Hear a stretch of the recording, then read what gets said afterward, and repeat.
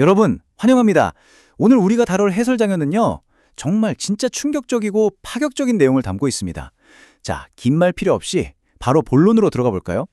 살면서 혹시 누군가한테 제발 나를 위해 그만 좀 해 라고 소리쳐 본 적 있으신가요? 아니면 들어본 적은요? 그런데 말이죠, 만약 그 소리치는 주체가 다름 아닌 신, 즉 하나님이고 그 대상이 정성껏 예배하는 사람들이라면 어떨까요? 완전 상상 바뀌죠?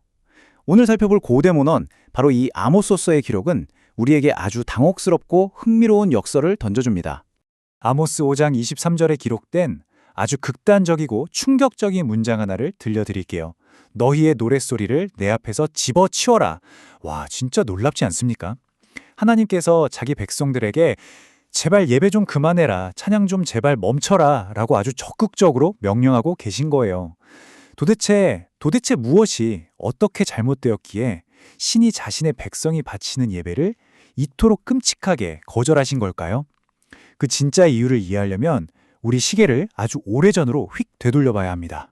첫 번째 파트입니다. 부요함과 깊은 어둠, 번영 이면의 타락에 대해 알아보죠.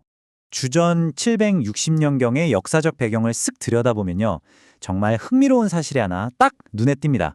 바로 엄청난 경제 호황이었어요. 이때가 여로보암 2세가 통치하던 시기인데 이스라엘이 옛날 솔로몬 시대의 영토를 거의 다 회복하면서 그야말로 최전성기를 누리고 있었습니다. 국제 무역은 빵빵 터지고 전례 없는 막대한 부가 쏟아져 들어왔죠.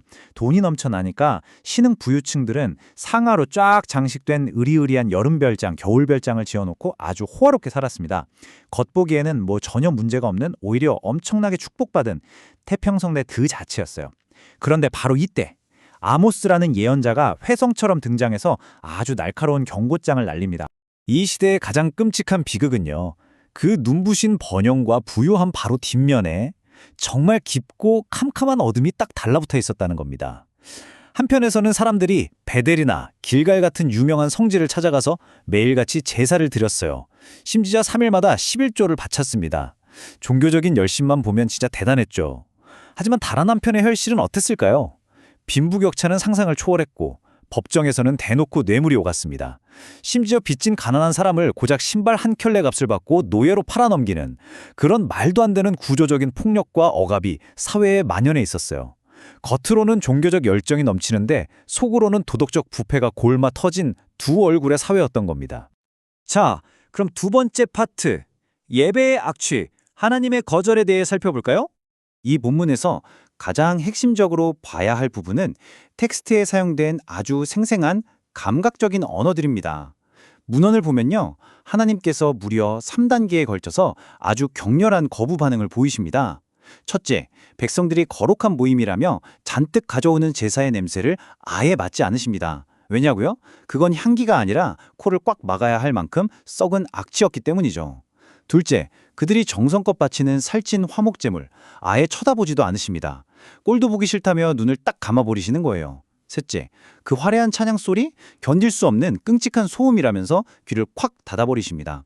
여러분, 코를 막고 눈을 감고 귀를 막으면 결국 어떻게 될까요? 네, 질식해버리죠. 이스라엘의 그 화려한 종교의식은 신을 기쁘게 하기는커녕 문자 그대로 신의 숨을 막히게 하는 고문도구나 다름없었던 겁니다. 이 구절의 원문이 가진 뉘앙스를 살려보면 그 분노가 얼마나 강렬한지 피부로 확 와닿습니다. 내가 미워하여, 멸시하며. 원어인 히브리어에서는 이 두 단어가 중간에 접속사도 없이 그냥 분노에 꽉 차서 아주 빠르고 거칠게 쏟아져 나옵니다. 그리고 여기서 진짜 소름 돋는 포인트가 하나 더 있어요. 하나님이 이스라엘의 예배를 내 절기가 아니라 너희 절기들이라고 부르신다는 겁니다. 원래는 분명 하나님이 만드신 거룩한 절기였잖아요? 그런데 이제는 하나님의 이름을 핑계 삼아서 인간들 자신들의 욕망, 자신들의 기분만 충족시키는 그들만의 파티가 되어버렸기 때문에 신이 아주 냉정하게 선을 그어버리신 겁니다. 세 번째 파트입니다. 순종 없는 열심, 우상 숭배로 변질된 예배. 이스라엘 사람들의 진짜 문제는 예배를 안 드려서가 절대 아니었습니다. 오히려 반대였어요. 그들은 종교적인 의식 그 자체에 무서울 정도로 집착했습니다. 1년에 딱 한 번 드려야 할 제사를 매일 아침마다 드렸을 정도니까요. 과해도 너무 과한 열심이었죠. 문제는 그 뜨거운 열심이 하나님의 진짜 마음이나 명령과는 철저하게 완전히 단절되어 있었다는 사실입니다. 하나님은 억울한 사람들을 돌보고 일상에서 순종하기를 원하셨어요. 하지만 백성들은 그저 겉보기에만 화려한 제사와 종교적 퍼포먼스로 자신들의 그 끔찍한 도덕적 실패를 교묘하게 가리고 있었던 거죠.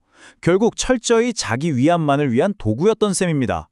자, 결국 이 본문이 우리에게 말하고자 하는 핵심은 명확합니다.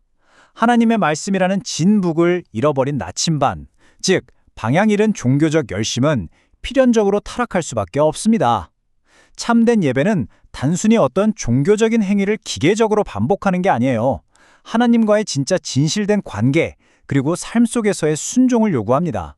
이스라엘 백성들은 하나님을 예배한다고 착각했지만 사실은 종교라는 아주 그럴싸한 이름으로 자기 자신을 예배하고 있었던 겁니다. 완벽한 우상숭배죠. 네 번째 파트로 넘어갑니다. 강같이 흐르는 정의, 오직 정의와 공의를. 이 문헌의 절정은 이 외침입니다. 오직 정의를 물같이 공의를 마르지 않는 강같이 흐르게 할지어다. 이 문장이 담고 있는 진짜 깊은 의미를 파악하려면요, 여기에 쓰인 두 개의 아주 결정적인 히브리어 단어를 짚고 넘어가야 합니다. 첫 번째 단어는 바로 체다카입니다.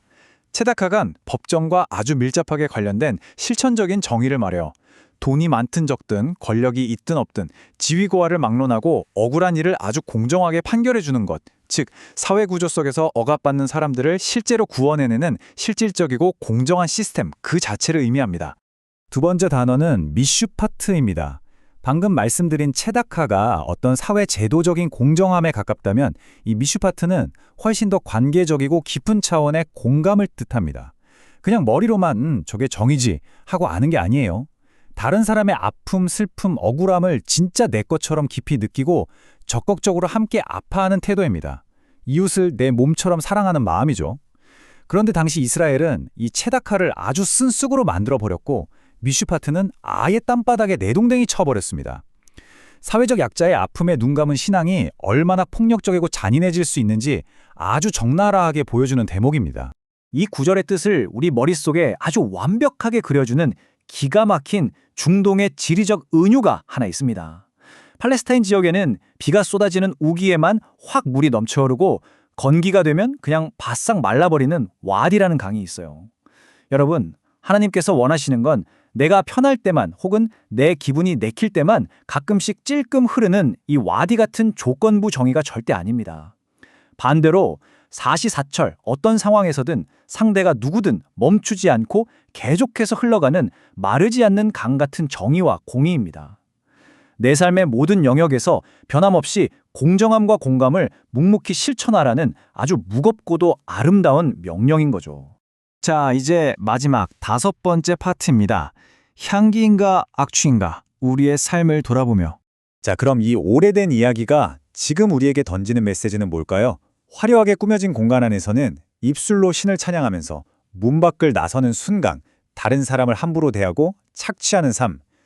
이런 이중적인 태도는요, 결국 썩은 악취를 풍길 뿐입니다. 하나님이 진짜 기뻐하시는 건 거창하게 나팔 불면서 남들에게 뽐내는 대규모 종교 행사가 아니에요. 오히려 아무도 알아주지 않아도 나의 평범한 일상 속에서 작지만 끊임없는 물줄기처럼 공정과 공감을 실천하는 삶, 그 수많은 이름 없는 사람들의 조용하고 묵묵한 순종을 원하십니다. 그것이야말로 신을 진짜 미소 짓게 만드는 코끝에 닿는 진정한 향기라는 거죠. 오늘 해설을 마무리하면서 여러분의 마음에 묵직하게 남을 질문 하나를 꼭 던지고 싶습니다. 당신의 삶은 지금 향기입니까? 아니면 악취입니까? 우리의 평범한 일상, 그리고 나와 만나는 타인을 대하는 태도, 바로 그것이 우리가 가진 신앙과 신념의 진정성을 있는 그대로 증명해 줍니다. 여러분의 내일, 그리고 매일의 삶 속에서 어떻게 이 마르지 않는 강을 계속해서 흐르게 할 수 있을지 오늘 한번 깊이 고민해 보셨으면 좋겠습니다. 늘 그렇듯 이 질문이 여러분의 새로운 배움과 실천의 훌륭한 시작점이 되기를 진심으로 바라면서 오늘 준비한 해설은 여기서 마치겠습니다. 끝까지 함께해 주셔서 감사합니다.